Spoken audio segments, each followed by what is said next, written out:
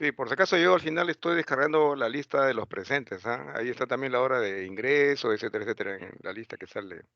Bien, eh, hoy día vamos a hacer 2 partes de lo relacionado con lo que nos corresponde, la clase teórica. En primer lugar es el proceso inflamatorio agudo y crónico, ¿no? Los temas que vamos a tratar son células que participan en el proceso, los mediadores de la inflamación, ¿no? Eh, reactante de fase aguda también es importante acá hacer un repaso, ¿no? La segunda parte está las pruebas de laboratorio para detectar y controlar las actividades del proceso inflamatorio. Y también en algunos casos tipos para interpretación de proteinogramas electroforéticos. Bien, acá debemos empezar lo siguiente, que el proceso inflamatorio agudo se conocía desde mucho antes de Cristo, ¿no? Eh, Cornelius Celsus es uno de los que hizo las primeras observaciones que hasta ahora, fíjese, a pesar del tiempo transcurrido, ¿no? Tienen vigencia. Lo que ha cambiado es precisamente el nivel de profundidad, ¿no? Y de comprensión de lo que significa cada una de estas observaciones empíricas que lo hizo Celsus. En el proceso inflamatorio, la característica fundamental es rubor, dolor, calor y tumor, ¿no? Entonces, eh, de estas observaciones se han desprendido muchos eh, análisis, ¿no? Que explican claramente por qué suceden estos fenómenos. Bueno, esto es lo mismo lo que les he mencionado anteriormente, ¿no? El rubor es el cambio de coloración, ¿no? El tumor es un proceso de incremento de volumen y el calor, incremento de temperatura, si está focalizado o sistémica, también hay un proceso sistémico inflamatorio caracterizado por fiebre, ¿no? Y el dolor está dado por los elementos que estimulan los terminales de algunos filetes nerviosos, sea por compresión o por liberación de sustancias eh, proinflamatorias, ¿no? La definición clásica de inflamación es una respuesta fisiológica localizada. Su finalidad es proteger o eliminar los agentes causantes de la lesión celular. Puede ser microbios, toxinas, ¿no? Eh, también hay que eliminar aquellas células o tejidos que fueron necrosados producto de la respuesta inflamatoria. Y aquí básicamente estamos hablando de dos componentes. Participan los mediadores solubles o químicos y los componentes celulares. Mucho ojo con estos dos elementos. Siempre es importante tomarlo en cuenta al momento de hablar del proceso inflamatorio. Miren acá, solamente para que se objetive mejor lo que le manifestamos, un objeto punzante ingresó a través de la piel y llevaba consigo algunos patógenos, ¿no? Que al entrar en contacto con sustancias vasoactivas o las mismas bacterias que pueden estar eliminando, ¿no? Algunas secreciones, van a convertirse en signos de alarma desde el punto de vista químico, ¿no? ¿Cómo se va a responder frente a esta agresión? En los pasos de pequeño calibre hay algunas células que rápidamente son estimuladas y se van a dirigir al área inflamatoria con el fin de focalizar el proceso, llegar a controlarlo, ¿no? Y producto de esta situación eliminar todos aquellos elementos agresores.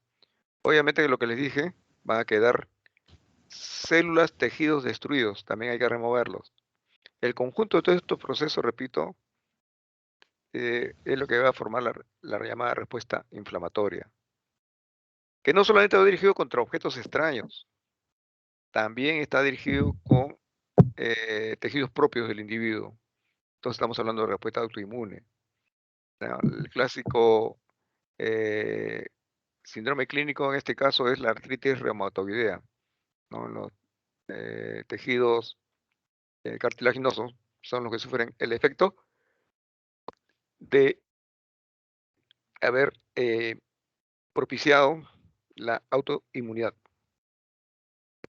Miren acá el nivel de celularidad a nivel histológico, ¿no? Una membrana sinovial normal a la izquierda, y miren la cantidad de células que se encuentra en un tejido sinovial, pero de pacientes con trastorno reumatológico. Bien, entonces el mecanismo general de este proceso inflamatorio nos conduce directamente a hablar cuáles son los agentes que pueden estar produciendo este proceso inflamatorio. Empezamos por el proceso de los agentes biológicos. Cualquier virus, bacteria, hongos, parásitos, ¿no? Tienen en su estructura siempre eh, eh, moléculas glucoproteicas, ¿no? Esto funciona dentro de su pared o envoltura en el caso de los virus, dentro de su pared celular o envoltura en el caso de los virus, eh, estructuras proteicas que son extrañas al individuo. Ahí es donde comienza a producirse entonces la respuesta inmunológica, con la finalidad de eliminar al agente que ha sido introducido dentro del organismo. Pero también hay otros elementos físico-químicos que pueden ocasionar proceso inflamatorio, ¿no? El calor, ¿no? Las sustancias corrosivas, ¿no? También pueden ser elementos que participan en el proceso inflamatorio, y básicamente estamos hablando por daño de tejidos o tejido celular. Procesos traumáticos, una lesión por aplastamiento, por ejemplo, ¿no? Eh, conduce precisamente a este fenómeno de iniciar un proceso inflamatorio focalizado. Como habíamos dicho, también hay trastornos de tipo autoinmune, ¿no? Estos trastornos eh, son de tipo degenerativos. Estamos hablando de lupus eritematoso sistémico, artritis reumatoidea, ¿no? Entre más conocido. Hay muchos elementos y muchas entidades clínicas relacionadas con estos trastornos de tipo autoinmune. Los complejos inmunes, ¿no? Son producto de alguna respuesta inflamatoria, lo vamos a ver más adelante en la próxima clase, ¿no? Que pueden quedar dentro de nuestro organismo.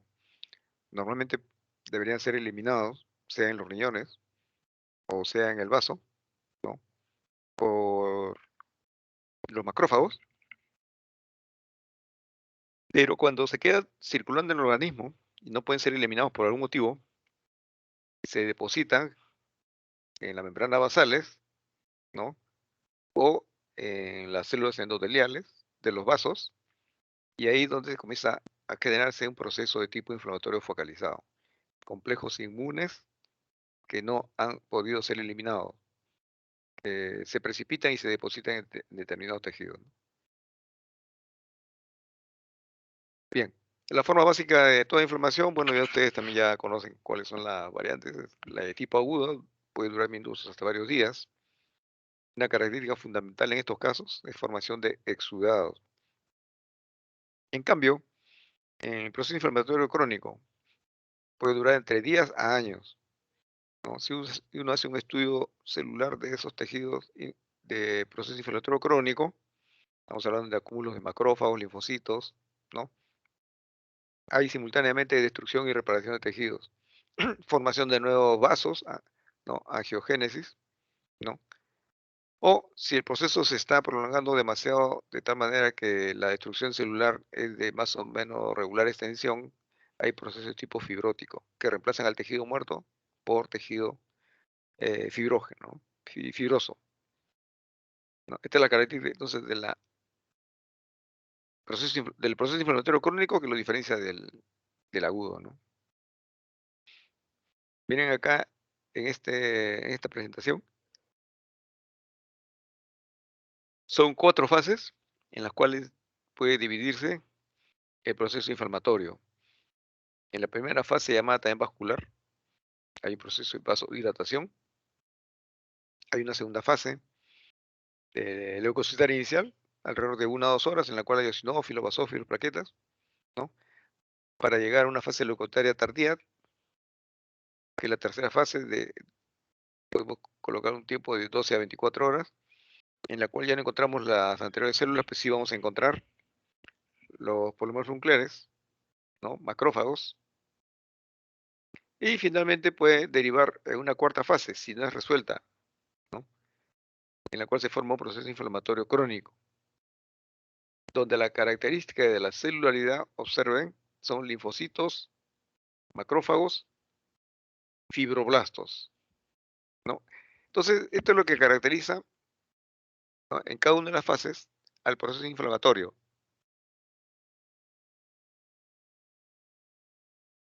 Habíamos dicho que el componente local también puede ser de tipo sistémico. Para ello requiere algunos mediadores importantes, ¿no? Lo estamos mencionando acá, pero todos ellos conducen a algo similar a, a los famosos, eh, las famosa alteraciones del proceso inflamatorio, ¿no?, que lo Celsius lo caracterizó como dolor, rubor, calor, ¿no? Humor. Entonces, si ustedes pueden observar acá el componente local, en este proceso hay una vasodilatación, hay transudación, agregación plaquetaria, formación de microcoágulos, hay acumulación de neutrófilos y macrófagos,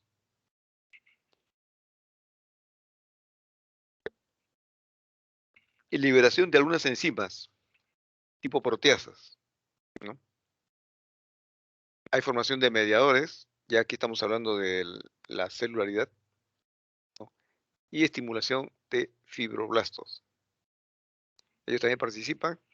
En una primera etapa están enviando citoquinas, pero en una segunda fase ya está eh, participando en el mecanismo de reparación. Bien, el componente sistémico tiene cierta, podemos llamar, similitud con lo que anteriormente hemos hablado para el proceso local. Sin embargo, su expresión clínica es mucho más sistémica, como dice, componente sistémico, ¿no? Hay fiebre, hay dolor, ¿no? Entonces, cuando en la expresión local observamos que hay calor en la zona afectada, cuando es sistémico, este proceso se expresa como fiebre, cefalea. También podemos encontrar leucocitosis en el componente sistémico, se secretan algunas hormonas, ¿no? Inicia la activación del complemento y de la cascada de coagulación.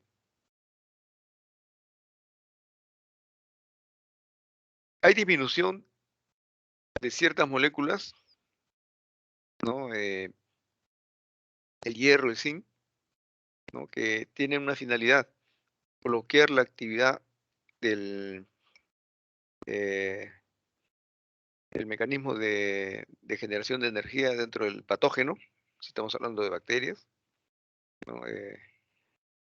En en donde el hierro y el zinc disminuido acelera este proceso de bloqueo. Estamos hablando de los citocromo oxidasa que tienen las bacterias. Hay transferencias de aminoácidos del músculo al hígado, ¿no?, y se incrementan los restantes de fase aguda. Estos restantes de fase aguda, vamos a verlo más adelante en qué consiste, pero son proteínas que antes el organismo no producía. Sin embargo, esta vez, dado el proceso inflamatorio, el órgano, ya ustedes saben, que produce, sintetiza las proteínas, el llamado hígado, contiene unos hepatocitos que comienzan a entrar en contacto con estas citoquinas, ¿no?, lo que se constituye una señal suficiente para que ellos comiencen a producir estas proteínas, ¿no?, también conocidas como reactantes de fase aguda, ¿ya? Bien, entonces todos estos componentes del proceso inflamatorio deben derivar o bien a la muerte celular o necrosis o a la reparación, ¿no? Ese es el ciclo más o menos del proceso inflamatorio. Bien, las células que participan en el proceso inflamatorio, linfocitos, neutrófilos, eosinófilos, basófilos, plaquetas, esto en sangre circulante. Bien. Cuando ya alguna de estas células han migrado al interior de los tejidos, ya vamos a encontrar ese nivel, mastocitos o células cebadas, macrófagos, células endoteliales, fibroblastos. Todos ellos están participando en alguna estructura del organismo. a ese nivel, a nivel de tejidos, a nivel de vasos.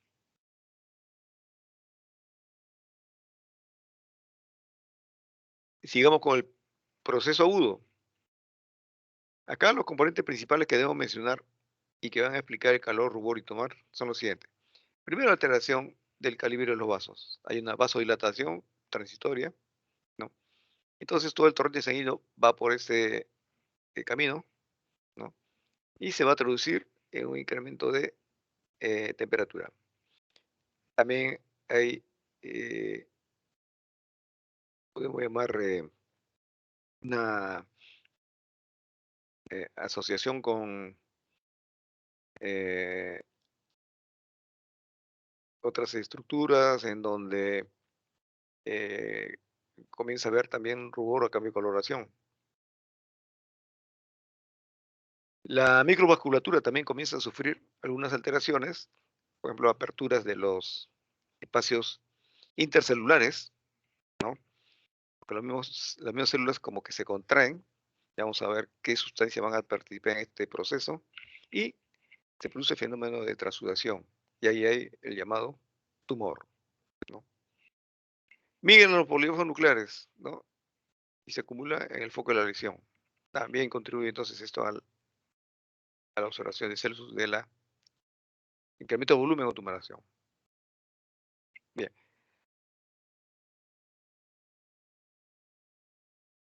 empecemos también con las alteraciones en el flujo vascular y calibre de los vasos. Bueno, en primer lugar, este es de relativa rapidez, siempre después de una vasoconstricción transitoria, ¿no? Por la aparición de estos agentes proinflamatorios, sigue inmediatamente una vasodilatación. La microvasculatura se torna más permeable. Ya hemos dicho, las células como que se contraen, por lo tanto los espacios intercelulares se incrementan, ¿no? Y aquí es donde comenzamos a observar el fenómeno de exudación, éstasis por la vasoconstricción, ¿no? Y el fenómeno de marginación. ¿Ya? ¿Qué significa la marginación? Significa que los glóbulos blancos comienzan a adherirse a estos endotelios de los vasos de pequeño calibre con la finalidad de encontrar un área despejada y por diapédesis migrar hacia la zona que está afectada. Para solamente para que observen, arriba hay una especie de una red, ¿no? Hay poca celularidad. Observen ustedes acá en la figura de abajo, ¿no?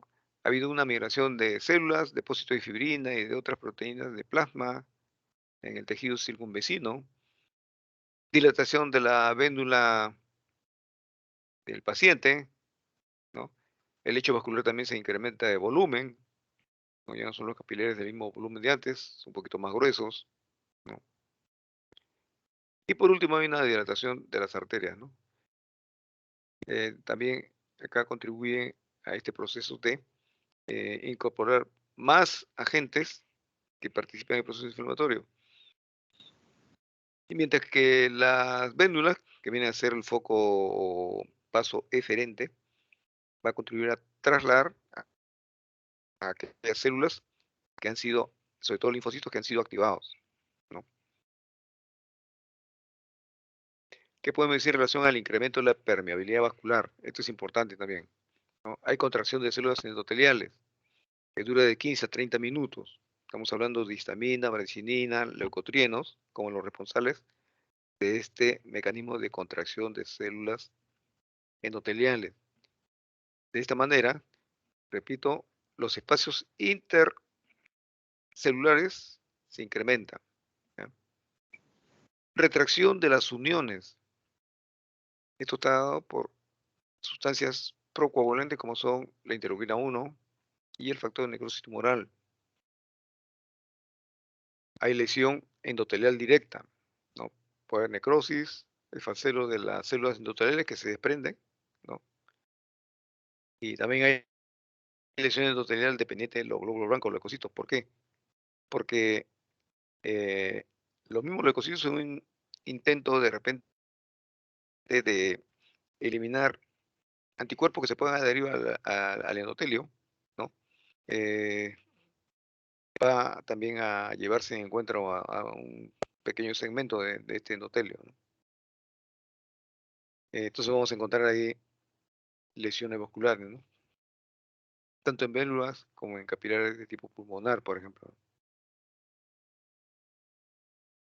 Cambios celulares sin inflamación. Ya, ya hemos hablado en la parte anterior relacionada con los cambios a nivel de vaso de pequeño calibre. Ahora vamos a hablar de otros cambios en el proceso inflamatorio. Hay marginación y rodamiento en primer lugar. ¿Qué significa esto? Significa que los glóbulos blancos que estaban adheridos a vasos de mediano calibre comienzan a desprenderse, ¿ya? Miren, esto es importante que lo tomen en cuenta. Comienzan a desprenderse de los vasos de mediano calibre. Y si comienzan a desprender, ¿cómo está el recuento de leucocitos? Están aumentados, ¿ya?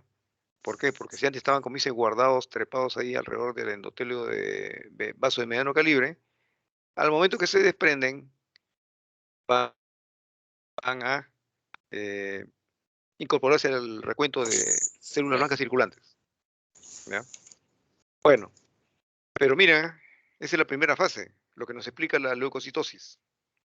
Pero una vez que los vasos que estaban, perdón, los leucocitos que estaban en los vasos de mediano calibre llegan a la zona donde hay vasos de pequeño calibre, tipos capilares, ya sucede otro fenómeno por si acaso, ¿ah?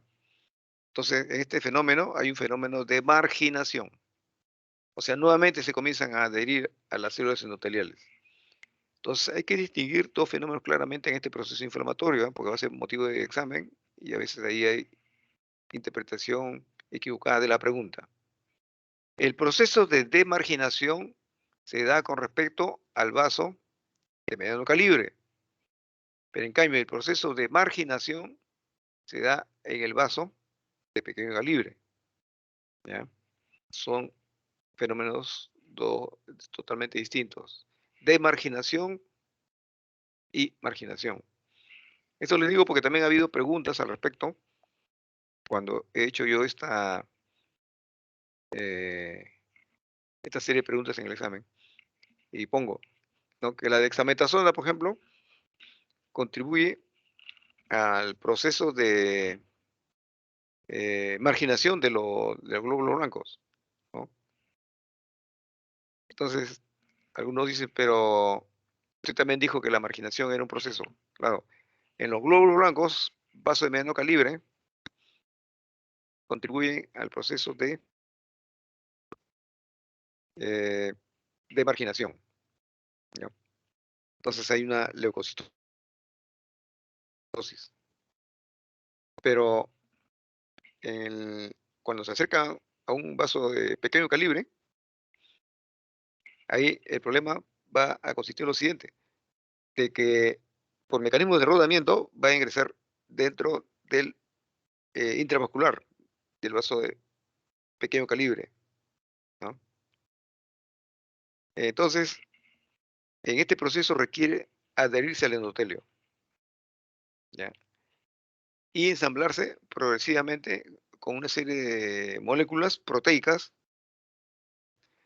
que hacen una especie de receptor para los leucocitos que están migrando, ¿no?, hacia la zona de lesión.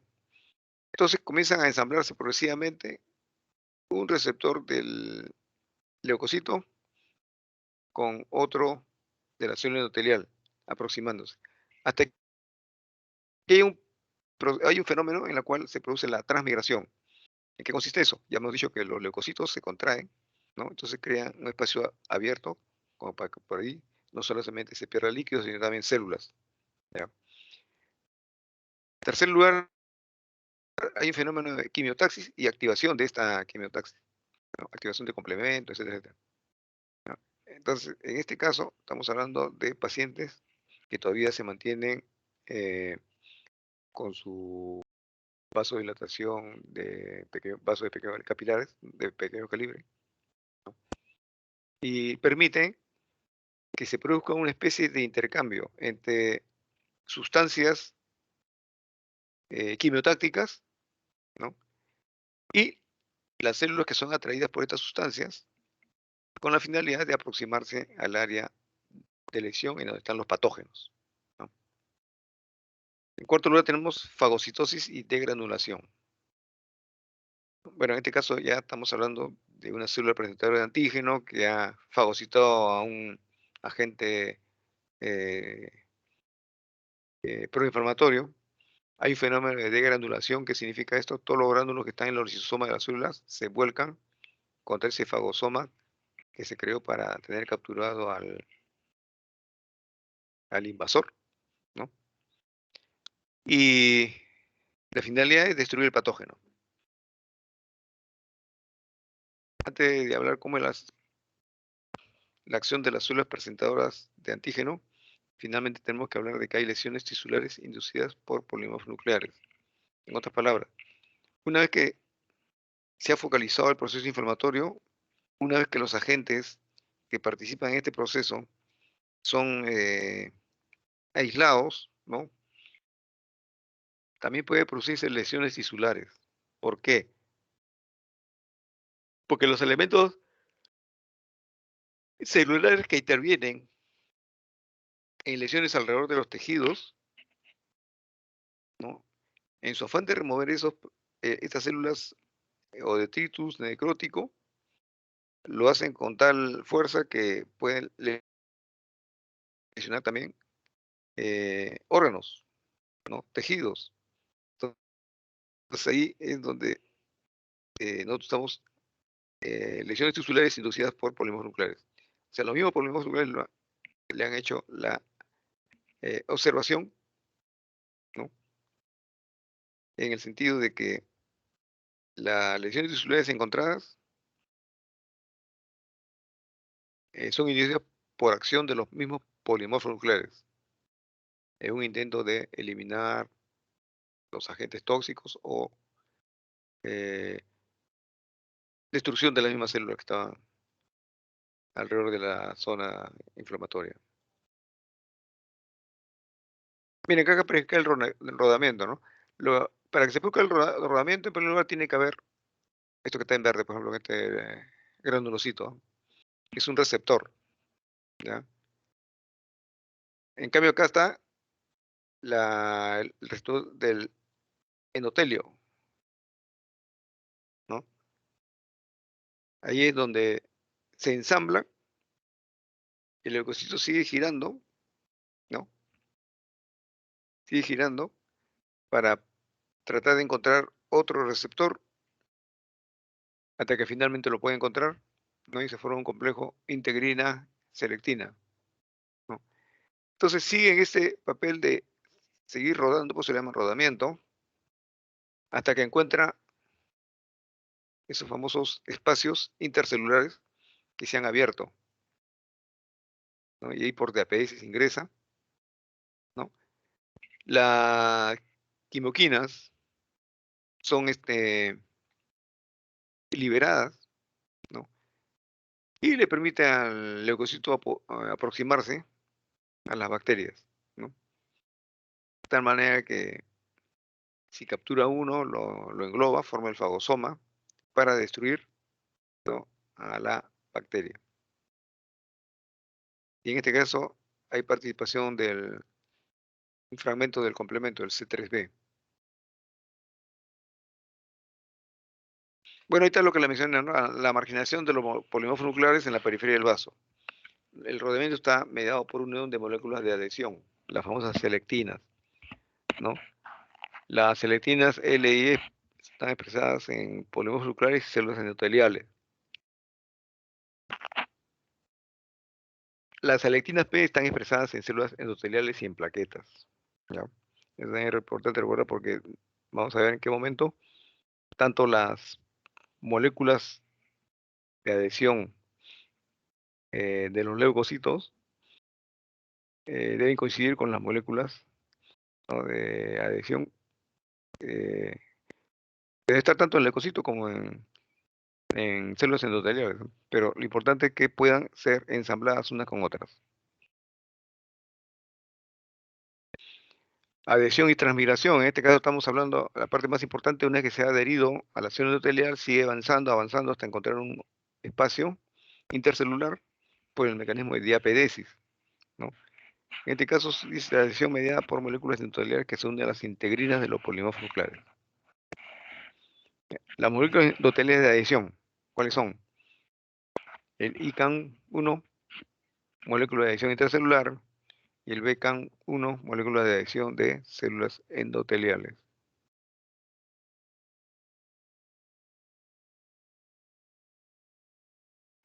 Quimiotaxia y activación. Bueno, en primer lugar hay que distinguir cuáles son los mecanismos de formación de estos agentes quimiotácticos. Bien, puede ser por la acción de los mismos agentes bacterianos, ¿no? Entonces van a producir, ¿no?, algunas sustancias cuya característica fundamental tiene un extremo N-formilmetionina. Es decir, lo característico que hay que analizar también cuando uno habla de un fenómeno de quimiotactismo. Por otro lado, hay componentes del complemento sérico, ¿no? Los productos del metabolismo del ácido araquidónico, de leucotrienos B4, que también participan en este proceso que nos va a denominar reactante de fase aguda. ¿Ya? Estos son los trabajos preparatorios para que se produzca esta reactante de fase aguda. Las citoquinas más importantes que participan en este proceso son las quimioquinas, ¿no?, que no es sino la interleuquina 8.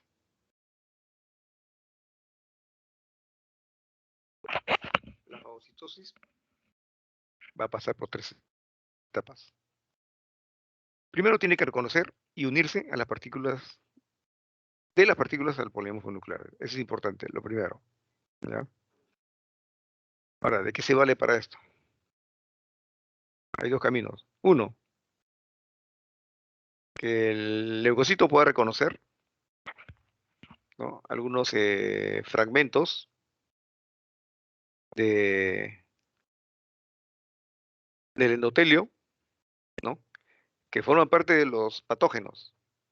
Entonces, en ese caso, prácticamente actúa directamente para hacer fagocitosis. El otro mecanismo es el mecanismo de las opsoninas, ¿no? El mecanismo de las opsoninas se requiere la presencia de inmunoglobulinas del paciente. Se requiere la activación del complemento. Todo proceso inflamatorio activa el complemento, ¿no? Y estos fragmentos, el C3b, por ejemplo, se adhiere inmediatamente a, al agente patógeno, ¿no? Entonces, cuando se adhiere a este elemento, es lo que se llama la opsonización, mecanismos de opsonización. Suficiente para que los macrófagos o los monocitos que tienen receptores para estos elementos que se han impregnado dentro del agente patógeno, los capturen, los engloben y los digieran, ¿no? Entonces se forma una vacuola degenerativa, se va a producir en medio de esta destrucción de estos tejidos descomposición de material ingerido, etcétera, etcétera, ¿no? Y esa es la característica del proceso de la fagocitosis en sus 3 etapas: reconocimiento de unión, ¿no?, por medio de opsoninas, inclusión y formación de vacuola fagocítica y muerte y descomposición del material ingerido.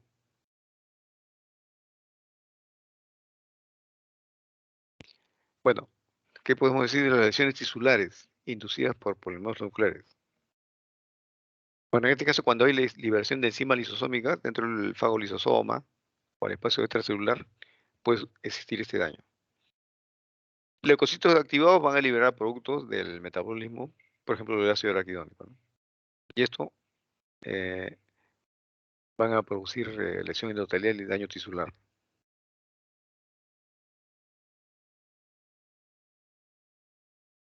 Vamos a hablar de los mediadores del proceso inflamatorio, ¿no? Son las moléculas que intervienen en el proceso, ¿no? Son producidos directamente o indirectamente por células que intervienen en el proceso, o de las que se deriven de otros factores humorales, ¿ya? Entonces es importante conocer, sobre todo, ver si son mediadores celulares mediadores de tipo humoral. Todos ellos tienen características muy particulares. Entonces tenemos acá los mediadores de inflamación, en donde los llamados primarios o presintetizados, mejor dicho, nacemos con esto, pueden ser de origen celular o de origen humoral. Los secundarios, todos tienen de origen celular, no son de origen humoral. Y la producción empieza cuando se inicia el proceso inflamatorio. Bien, en relación a los mediadores primarios de origen celular, ¿cuáles son esos mediadores primarios de origen celular? A ver, los polimorfos nucleares. Pueden ellos también secretar algunas sustancias como la elastasa, van a agregar la elastina de la matriz celular, colagenazo, que desnaturalizan el colágeno. Miren esta fase, lactoferrina, catepsina G y proteasa neutra. ¿Cuál es la función de estos elementos? Van a actuar sobre los factores del complemento fragmento C3 y C5 y los convierten en las llamadas anafilotoxinas C3A, C5A. Mención importante, la lactoferrina. Miren, la lactoferrina es una secreción de polimorfos nucleares. ¿Ya? En este caso, eh, la lactoferrina, que como te digo es un producto de secreción de polimorfos nucleares, se activa en su concentración y compite ¿con quién? Con la transferrina. ¿Para qué compite? Para quitarle el hierro que le está transportando. La transferrina transporta hierro para entregar solo a los macrófagos y los macrófagos la entregan a los normoblastos, ¿no? Pero ¿qué sucede cuando en un proceso inflamatorio se levanta la lactoferrina, su concentración? Entonces compite con la transferrina. Y como la transferrina es reactante y fase 2 negativo, obviamente que va a haber poca transferrina, pero lleva su hierro. En cambio, la lactoferrina está incrementada en concentración y está en cantidad suficiente como para arrebatarle ese hierro que lleva la transferrina, ¿no? Entonces, este es uno de los casos que también es necesario mencionar cuando hablamos de derivados de polimorfos nucleares. Bueno, las quimioquinas, ya saben, responsables de atraer a los polimorfos nucleares, ¿no? Y la interleuquina responsable de ella es la interleuquina 8. No olvidar, son las quimioquinas, también le llaman. Sigamos con los mediadores primarios de origen celular. Mediadores de mastocitos y basófilos, la histamina, serotonina, derivados de la heparina, ¿ya? Heparansulfato, dermatansulfato son uno de ellos. La eotaxina, quimioquina nuevamente, como mediadores de mastocitos y basófilos. Mediadores secundarios de origen celular. Son mediadores producidos por macrófagos y linfocitos, ¿ya? En este caso, como son secundarios, tiene que haber un proceso inflamatorio, ¿no? Tenemos factor necrosis tumoral, interleuquina 1, interleuquina 12, factor activador de las plaquetas. Eucosanoides, que van a derivar en prostaglandinas y leucotrienos.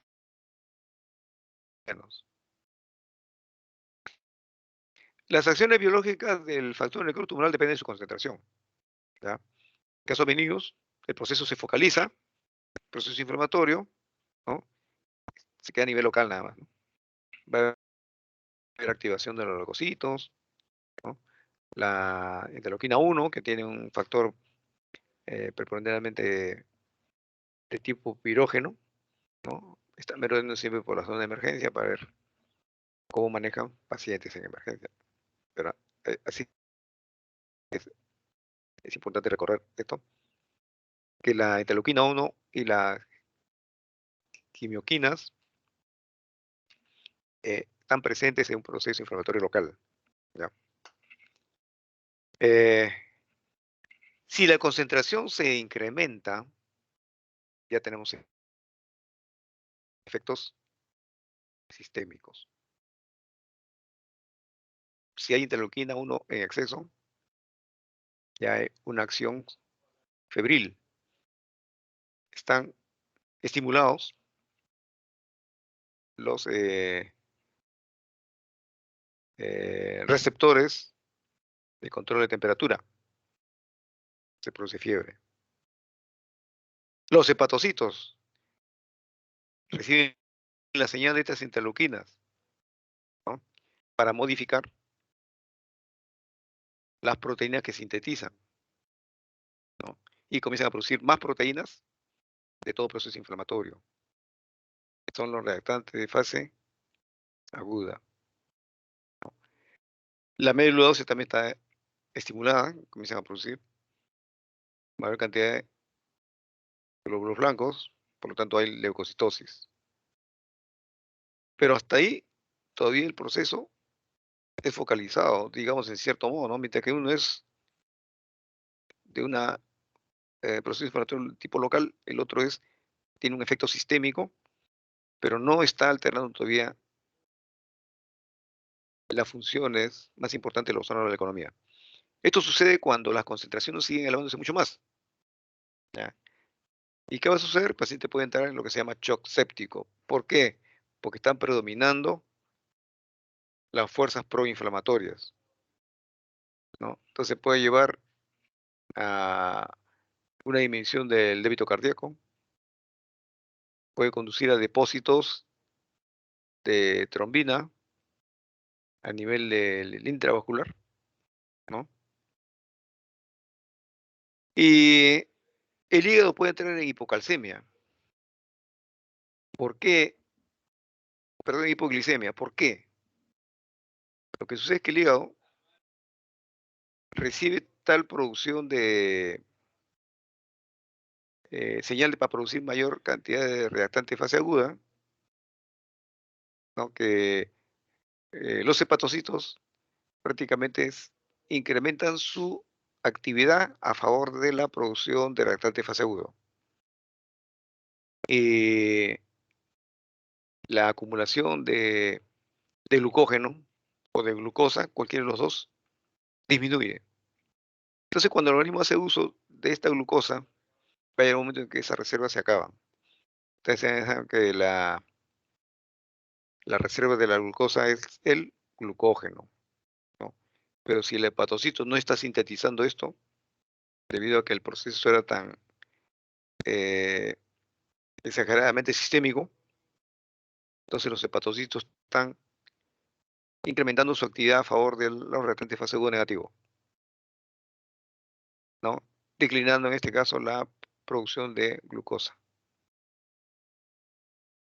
Así es como se puede explicar por qué el paciente entra en shock séptico cuando sucede este fenómeno, ¿no? Una elevación exagerada de eh, factor necrosis tumoral.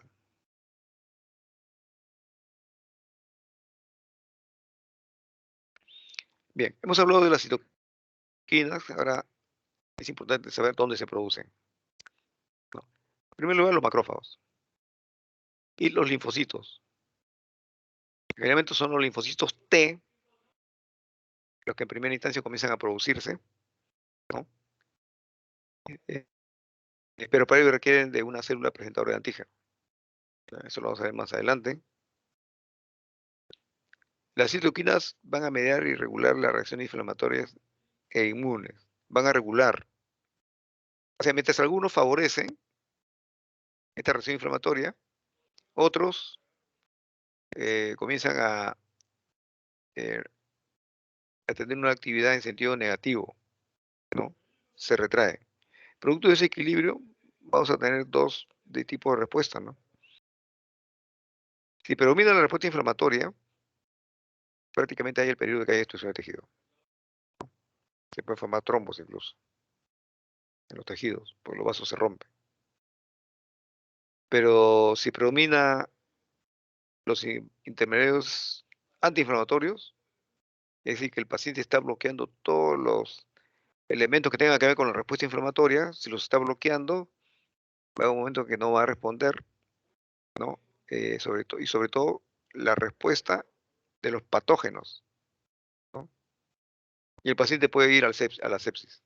Esa es la gran diferencia entre las citoquinas, cuando predomina uno u otro, ¿no? Proinflamatorio o antiinflamatorio, pero tiene sus secuelas. Cuando es proinflamatorio puede haber problemas de tipo necrótico.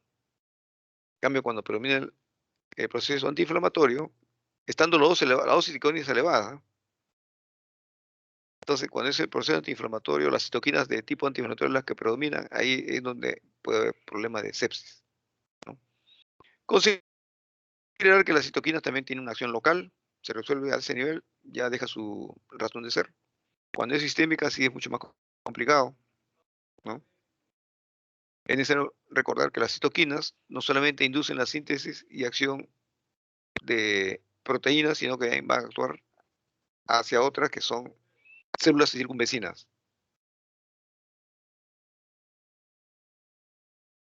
Es importante recordar, y esto es ya parte de la biología molecular, ¿ah? Las citoquinas necesitan un receptor específico. ¿Para qué? Para que pueda unirse, ¿no? Y acercarse con la célula blanco y desde ahí comenzar a transmitir, ¿no? Las señales que reorienten su producción de proteínas.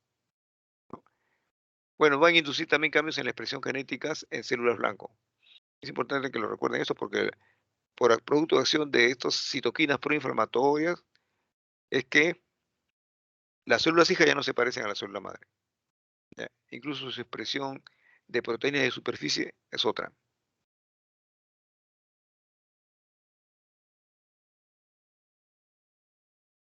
Bueno, estas son las propiedades de la citoquina. Autocrino es sobre sí mismo, paracrino con el tejido vecino, endocrino en larga distancia, ¿no? Y ahí están las tres formas de acción de las citoquinas.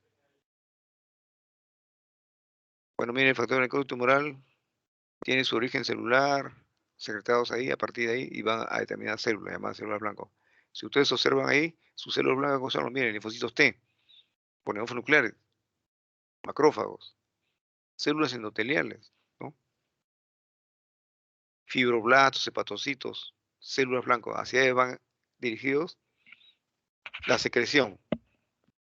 Miren, observen cómo el origen celular de este factor necrosis tumoral va a terminar también en células similares, ¿no?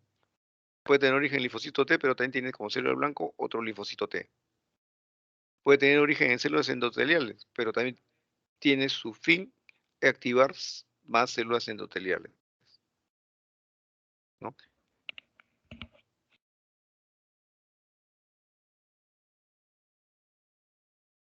La interleuquina 1, este es un pirógeno potente. Su origen, miren, celular, monocitos, macrófagos, células presentadoras de antígeno, células natural killer y sus células blancos, que tienen la relación hepatocitos, macrófagos, monocitos, linfocitos T, B, en fin, una gama de enfermedades, pero una gama de células blancas a partir del origen de unas cuantas células. De igual manera, la interleuquina 6 también actúa. Este sí modula, en cierto modo, ¿no?, la actividad del complemento, ¿no? También tiene origen celular, linfocitos T, B, monocitos, sobre todo monocitos, ¿no? Y sus células blanco, otra vez linfocito T, linfocito B, hepatocitos, célula endotelial, etcétera, etcétera, ¿no? Y esta es la interleuquina 6. Efectos de la interleuquina 1 y del factor de necrosis tumoral. Reacciones de fase aguda, ya sabemos. Hay fiebre, hay pérdida de apetito, ¿no? Entre varios otros elementos que ya conocemos, ¿no? Los efectos endoteliales, efectos en fibroblastos y efectos en leucocitos. Entonces son los principales efectos de la interleuquina 1 y el factor de necrosis tumoral.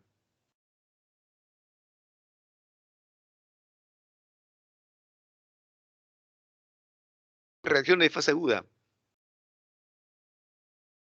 Bueno, acá más importante, hay fiebre, hay incremento de sueño, anorexia, aumento de proteína en fase aguda. ¿Cuáles son estas? La más conocida, fibrinogen, por su gran peso molecular. PCR, ¿no? La proteína A del amiloide, entre las más importantes. En cuanto a los efectos hemodinámicos, si esto se deja sin control, puede llevar a un estado de shock. ¿Ya? Entonces hay leucocitosis y neutrofilia.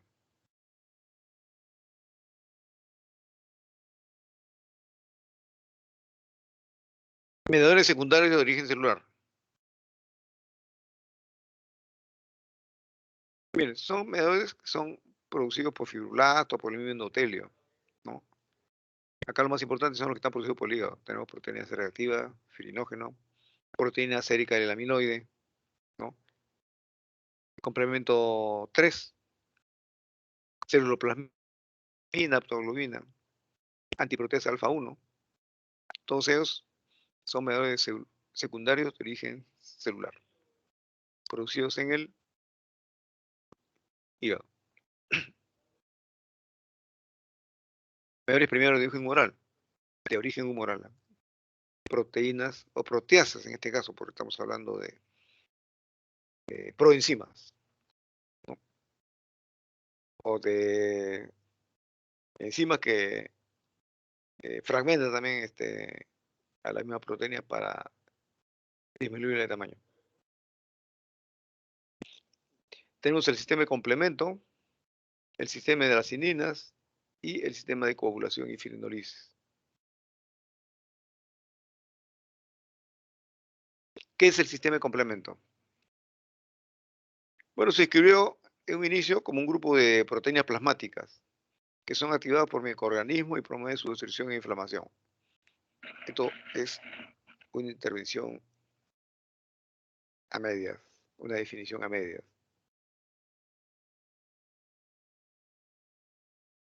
Las proteínas del sistema de complemento dice son activadas por microorganismos.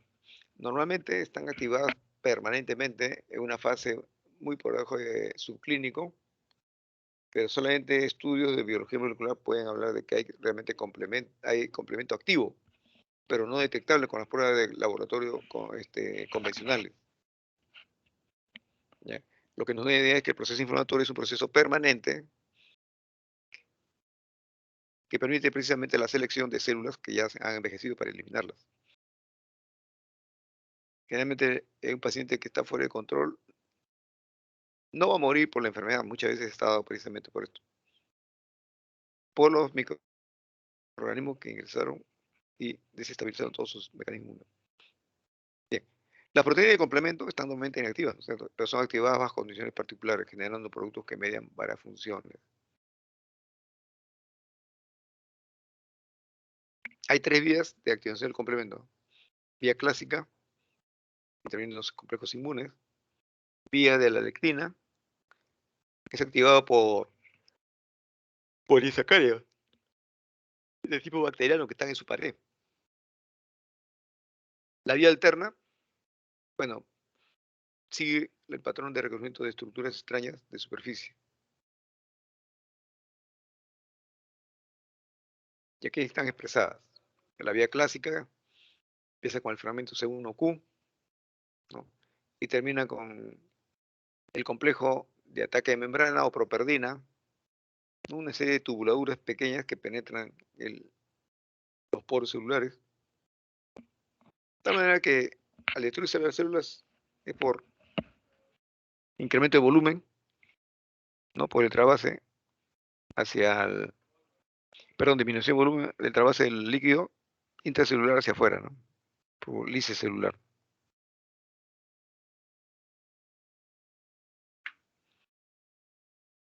Ya. Retrante y fase 1 en la respuesta en el proceso del hepatocito. Como dice acá la definición, dice una respuesta hepática de fase aguda se caracteriza por una alteración radical del patrón biosintético de los hepatocitos. Precisamente es eso, gracias a la acción de la intraleuquina le dicen al hepatocito, a todos y cada uno de los hepatocitos. Ya no sigan produciendo estas proteínas, porque vamos a pasar a producir estas otras, ¿no? Los hepatocitos, cuando se incrementan las células, eh, la síntesis, perdón, de una serie de proteínas plasmáticas, se llama reactantes positivos de fase aguda. En cuando se disminuye la síntesis, ¿no? Se les llama reactantes negativos de fase aguda.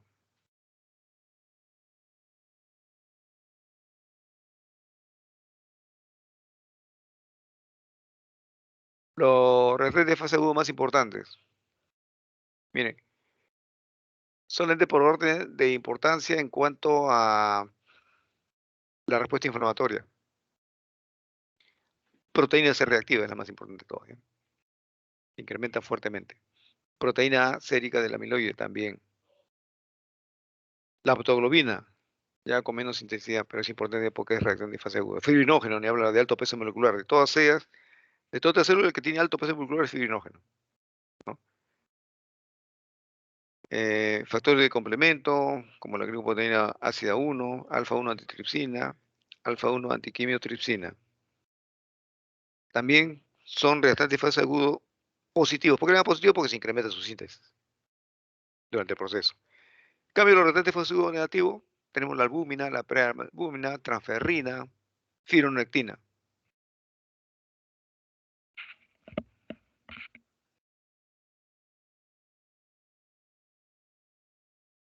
Miren ustedes acá la cinética de los reactantes de fase agudo. Miren, aquellos que se pueden incrementar de 100 a 1000 veces. PCR y el amiloide sérico A. Miren de qué basal parten. PCR, menos de 1 miligramo por decilitro. En cambio, los que aumentan el doble o 4 veces su valor normal, tenemos la glucosa proteína ácida, antitripsina, antiquimiotripsina, autoglobina, fibrinógeno. Eh, aquellos que se incrementan la mitad, 50%, 0.5 veces. Ceruloplasmina y factores de complemento, ¿no? En cambio, observen, miren lo reactante de fase agudo negativo, o sea que disminuye su concentración. Tenemos albúmina, transferrina, entre los más importantes. Mira, acá tengo un cuadro, ¿no? En el cual van a ser estimulados por distintas citoquinas. Entonces, en este caso tenemos reactante de fase agudo tipo 1, cuando la síntesis va a ser estimulada por citoquinas tipo interleuquina 1, ¿no? Participa en la interleuquina 6, pero potenciando el efecto. Miren, la 6 potencia el efecto de la interleuquina 1, pero para reactante de fase agudo tipo 1, la que estamos hablando, proteína C reactiva, proteína A sérica del amiloide, y la glicoproteína alfa 1. En cambio, los reactantes de fase aguda tipo 2, en este caso, son estimulados por la interleuquina 6 para su producción, por el hepatocito.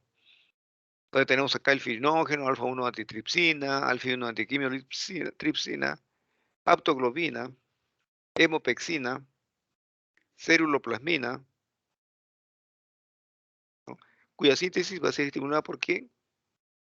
Por la interleuquina tipo 6. Pero también participa la interleuquina 1, pero inhibiendo esta acción de la interleuquina 6, ¿no? Distinto es el comportamiento en los reactantes de fase agudo de tipo 1, ¿no? Hay que anotar eso porque puede ser eh, pregunta de examen, ¿no? Acá vamos a describir algunas principales características de los reactantes de fase aguda. Por ejemplo, la proteína C reactiva. Dice es capaz de precipitar polisacáridos de microorganismos. Por eso le llamaron proteína C, porque podían actuar sobre el fragmento C de una parte de la pared celular del patógeno, ¿no? Se une a polisacáridos, fosfolípidos, policationes, ¿no?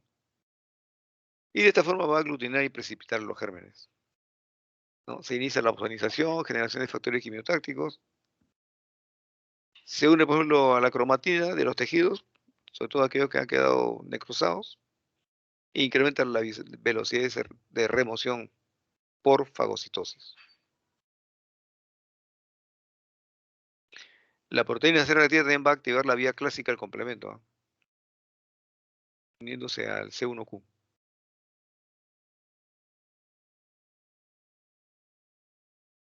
En relación al componente amiloide, pues es una familia de proteínas codificadas por 4 genes, ¿no? Amiloides sérico-A1, amiloide sérico-A2, ¿no? Participan en el mecanismo de los retantes fase agudo positivos. También eh, este componente contiene lipoproteínas asociadas a HDL3, que puede desplazar a la estructura APO, ¿no? de estos elementos celulares, ¿no? Va a inhibir la fiebre inducida por el factor de necrosis tumoral alfa, ¿no? Bien, ¿cómo lo puede inhibir? Bloqueando la acción del teloquina 1 y del factor de necrosis tumoral. Va a inhibir la activación plaquetaria inducida por trombina. Favorece la captación de desoxigenasa láctica por los macrófagos. Va a inhibir la captación de HDL por los hepatocitos.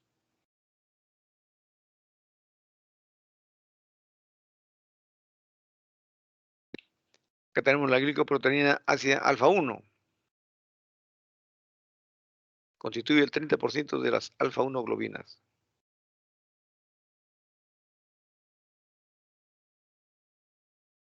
Miren acá,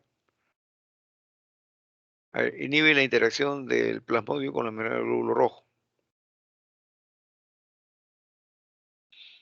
Inhibe la agregación plaquetaria.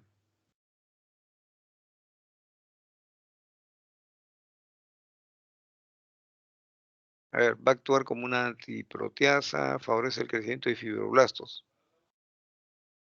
En relación a aptoglobina, va a representar el 25% del total de las alfa 2 globinas.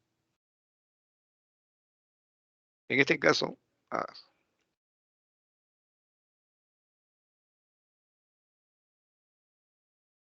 en este caso va a modificar la síntesis de prostaglandina.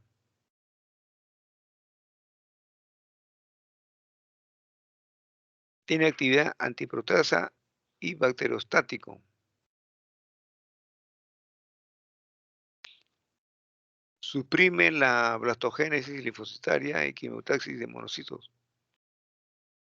Bueno, esta parte es importante también porque mire cómo interviene en la formación de las células de respuesta inflamatoria aguda.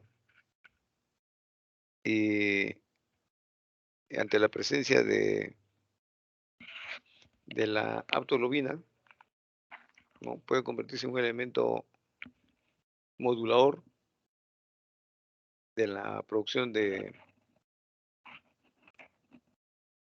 aptoglobina. Eso lo ven más adelante, lo vamos a ver.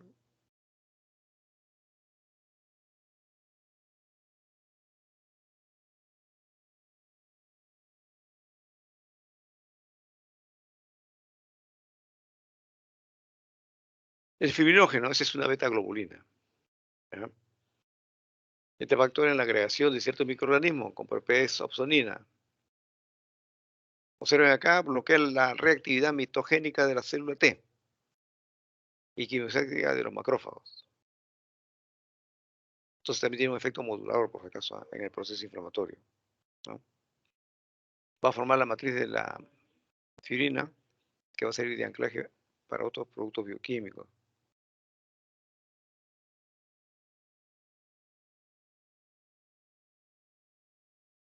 Bueno, la célula plasmina es una alfa 2 globulina, está ligada a algunos metales. Es importante en el transporte del cobre. Interviene en la eliminación de radicales libres del oxígeno. Inactivación del anión superóxido. Actividad dismutasa y protege a la célula del daño tisular. Componente del complemento, BSS4. Este complemento tiene capacidad para opsonizar, ¿no? Tiene propiedades quimiotácticas y vasodilatadores y psicolíticas, citolíticas.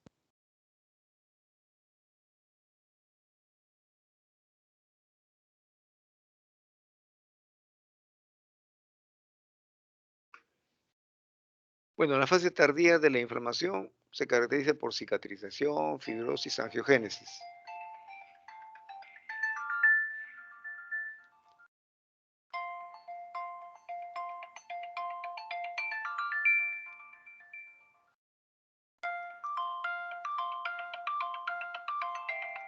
A ver, un momentito, por favor, ya estoy acá, están llamando al hospital.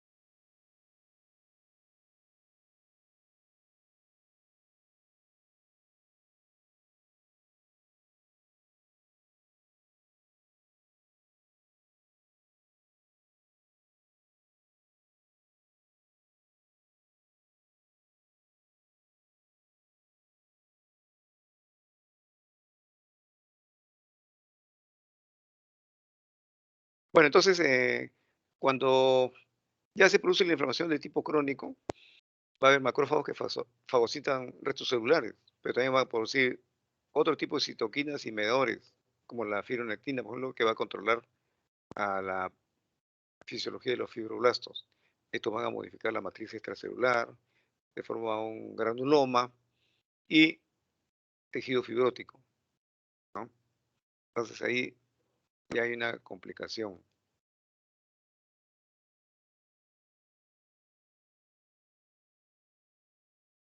Más o menos, este es el principio básico, ¿no? Hay un esquema en la formación de granuloma que sigue el siguiente sentido.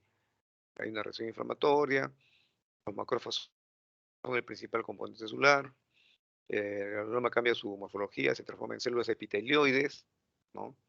Entonces, no la fusión de varias células, y luego en células gigantes multinucleadas, ¿no? Por fusión de varios macrófagos, ¿no? Alrededor del núcleo de macrófagos que se va a producir una capa de linfocitos y fibroblastos, ¿no? Que van a sintetizar proteínas de matriz, especialmente colágeno, que es lo que va a finalmente diferenciar la respuesta inflamatoria de tipo crónico.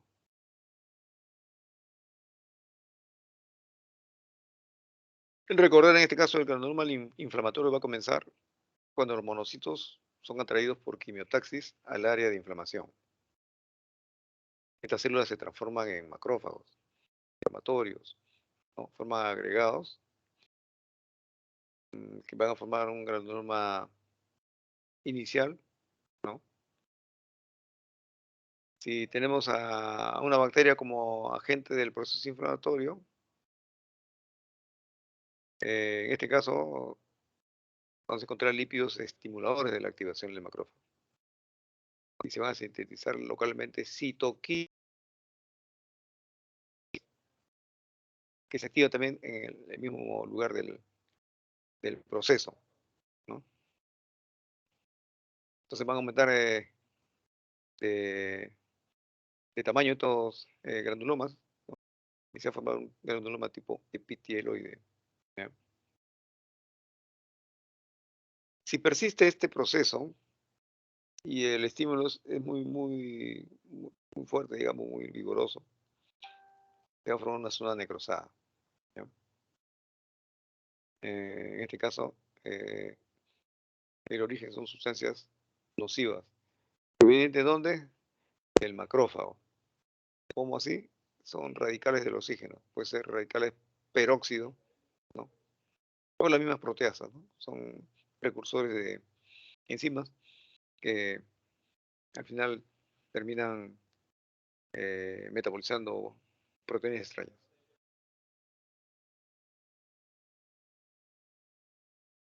Entonces acá la característica fundamental de toda inflamación crónica, en primer lugar, persistencia del estímulo inflamatorio, hay acúmulo de radicales libres, ¿no? De granulación de los neutrófilos, ¿no?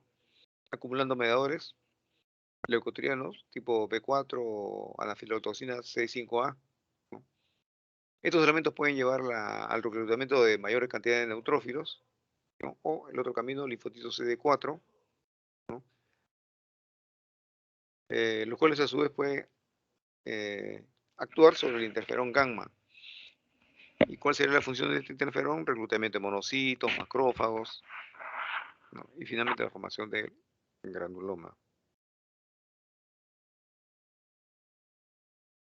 Bien, bueno, hasta aquí nomás quedamos. Todavía vamos a pasar la otra fase, la última. Damos 5 minutos de descanso. 5 minutos empezamos las pruebas de laboratorio para el análisis de la respuesta inflamatoria. 5 minutos. Por si acaso, también he colgado la clase en el grupo, ¿ah?